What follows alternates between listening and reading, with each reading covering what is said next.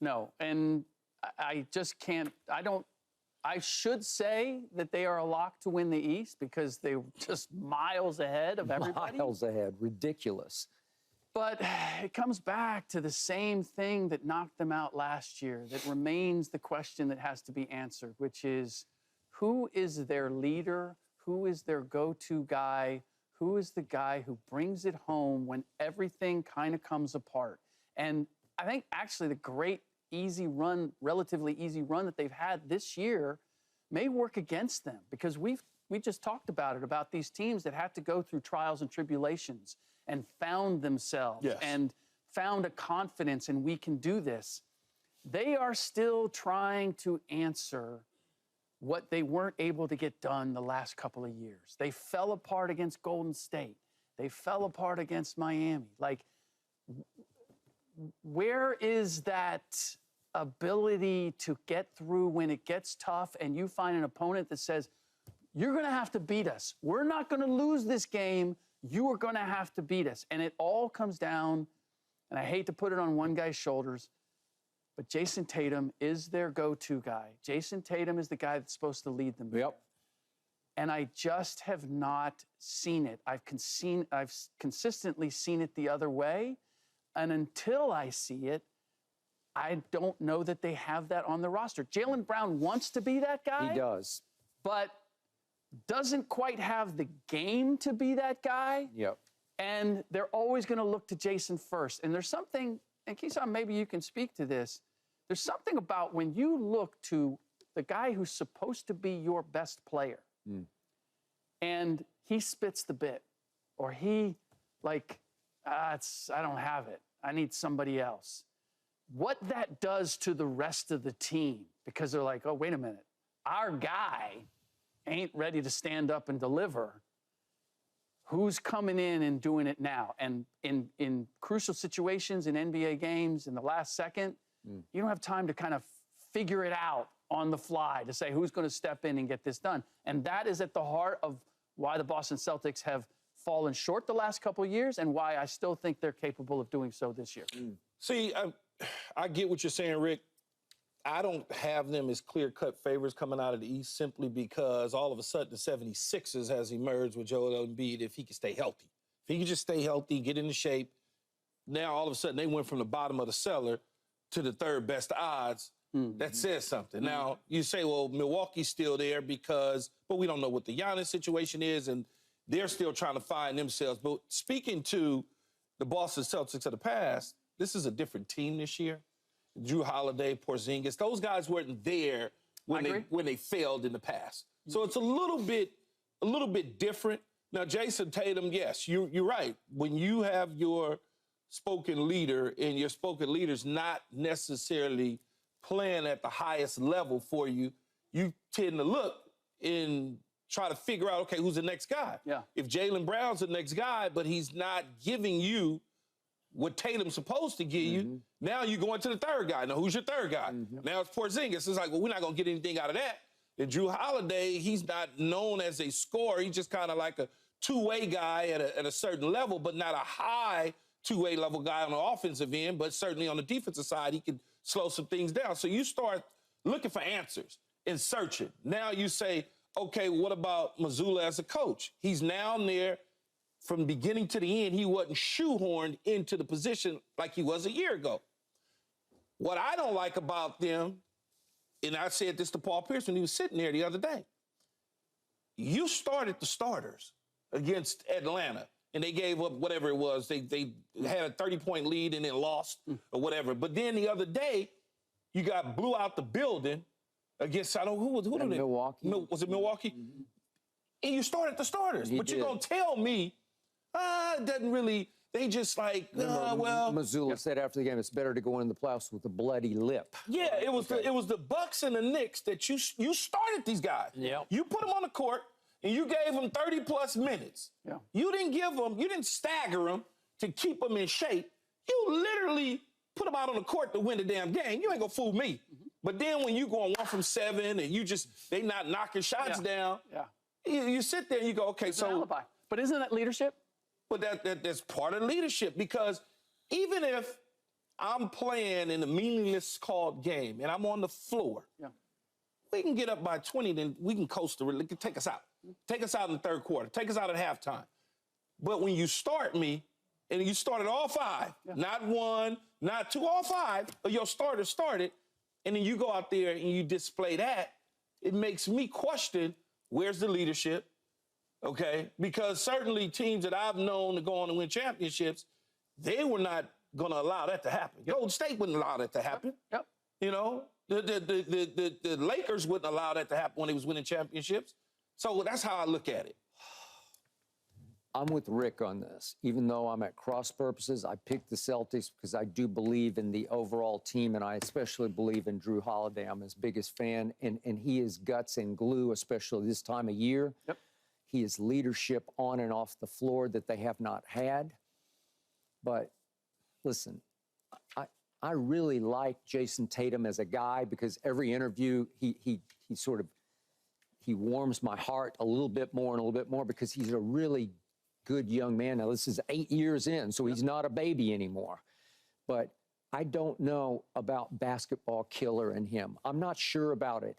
The other guy, Jaylen Brown, I'm sure about basketball killer in him. I'm sure about competitive fire. I'm sure about big game, bring it. Yeah. But he does not have the talent the other guy has. So it limits his impact in some ways. But one or the other has to take over the game when it matters in these big playoff moments against a Miami or in the finals against Golden State, and neither could. Yep. So now they add Porzingis. To your point, he's scoring 20 a game. Well, that should make you a little bit better. That's why they're number one in offense in the NBA, and they're number 3 in defense. Well, that should be a formula for championship, right? That's what that says. But the other thing that troubles me is they're the all-time live and die by the three-point shot. And I don't like it for a really good basketball team to shoot by far the most threes, take the most threes in the NBA. Now, you're going to make the most because you're taking the most. Yeah. And they do make... Everybody shoot threes, though. I know, but this is way over what anybody does, like way more than the Lakers do. They're third from the bottom. They shouldn't shoot any at all. But, you know, it's funny you say that. And then I look at the final analysis with the Lakers. I know we're digressing here, but real quick. LeBron's over 40%. That's great. And look at all the rest of them. They got D'Lo's over 40%. Rui's over 40%. Taurean Prince is over 40%. Dinwiddie is 39%. They make a lot of threes. They just don't take a lot of threes. Yeah. Well, and it's how do you get those threes? Yeah. This is the problem that I have with Boston and taking the threes. That's their answer to all their problems. Oh, we're not scoring. Oh. Let's jack up eventually we'll get hot from 3, right? And it's a matter of, and one of the things that I love about the Lakers is that they're going to attack the They just attack the rim. and That's then what they do. they're going to kick it out for 3. That is correct. Right? But that is they're correct. going to bully you. They are. Bread and butter is they attack you. And that's, again, going back to our previous conversation, I've seen more of Jokic do that. Yeah. I'm going to bully you, which opens things up for everybody else. Boston doesn't have that.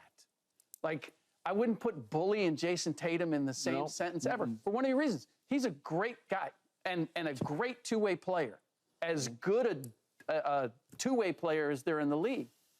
But when we get to the playoffs, there are just so many games that come down to a last possession where you say to your best player, go get it for us. Go get that. Yeah. And they're always going to go to Jason first. And sometimes he does it, and sometimes he doesn't. I can't have that level of inconsistency if I'm going to win the championship. I mean, where we're putting the bar. Right. So who's your biggest threat to Boston? Man, there's I mean, almost anybody because of that vulnerability. But Jalen Brunson, I trust more at the end of a game. Damian Lillard, I trust more at the end of a game. Now, do they have the requisite talent to be able to knock them off? Boston should win the East. They should come out of the East. They just have too much talent not to. They should have came out of it last year, but they didn't.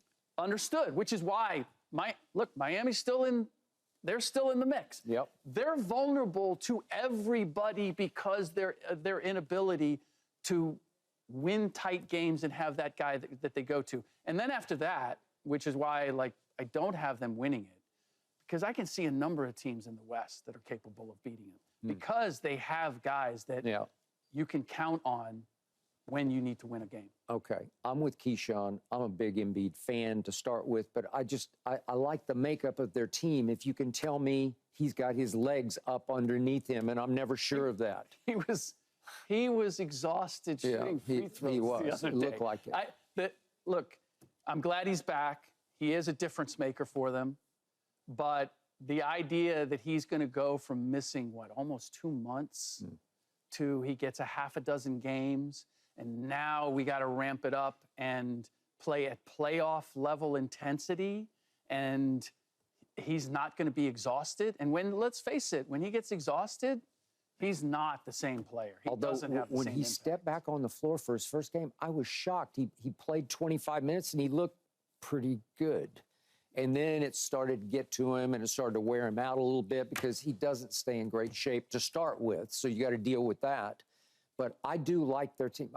Tyrese Maxey he's unbelievably talented and spirited and plays with such energy and joy, and he's just fun to watch. Their team is fun to watch. Yep. So they got Miami in a play-in, and again, you get a second chance because you're at the top of the play-in.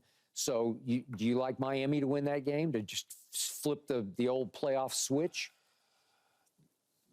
I am going to say Miami. I'm going to go with Miami just because I don't know where Embiid is at this point. If I knew what I was going to get out of Embiid, Philly should win that game going away. But Eric Spoelstra might get my Coach of the Year vote this year. When I look at Tyler Hero misses half the season. He did. Nikola Jovic was a starter. Alonzo Heisman. He cobbled together a team that won more games than they did last year. That's a good point because they lost Strus and Vincent to the Lakers, obviously. Yep, exactly. And again, Jimmy Butler's been very quiet, man. He has. Is he going to be playoff Jimmy? Well, this is Jimmy. He saves it for this time of year. He's like, do you want 82 from me or you want 16? Okay. That's what I'm saying about the veteran dudes. They know how to. They do. They do. Position themselves and coast alone. To a certain point. I'm going to hang in with the Celtics to win the East. All right. And you're going where? Not sure? No, I would Anybody say. but? Look, by default, I will say Boston. But if you're saying, am I going to say it with my chest? Am I confident? No, I'm not at all Who confident. you got, Keyshawn, as we start? Who you got? Probably Milwaukee. Do you? Milwaukee? If. I think that's a huge if. Wow. If Giannis is healthy. That's a big if. Because the veteran What happened to dudes, Philly? man, I said they'll be right there. I don't think they, If I give you those two healthy, Embiid and Giannis, you're still then going I'm going to Milwaukee. go Milwaukee. Yeah. Okay. Are you? Because, they just got veterans that I like. I like veterans and I like a coach, even though he won a championship years ago and he's a 3-1 killer in terms of 3-1 losses, up 3-1 lose. I get it. Everybody's blaming Doc because he's under 500 since he took over as the coach. I get it. Okay. I understand all that. Now you have to play in Indiana, who beat you 4 out of 5 times. I get it. Thanks for watching, Undisputed fans. Do you want more highlights from the show? Make sure to click that subscribe button for all the exclusive content from Undisputed.